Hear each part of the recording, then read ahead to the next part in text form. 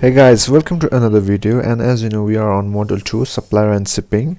So today's topic is going to be on product samples, how you can get your first product samples guys. So I will show you the exact way guys. As you go to Alibaba, as you type your product name, let me type a random product example.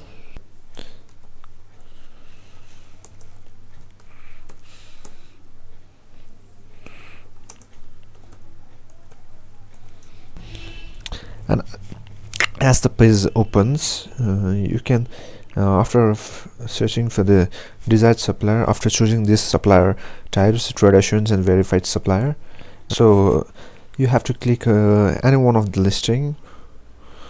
So for example, let's choose this one, and as you can see the supplier listings comes up, and for getting this sample, as you can see here, and they have got option for samples, one piece minimum order, and here is the buy sample guys. From here you can buy your product sample, as the product is 12.50 to 23.50. Sample will be costly guys, because shipping a single product from China to for example USA is costlier than getting the products in bulk.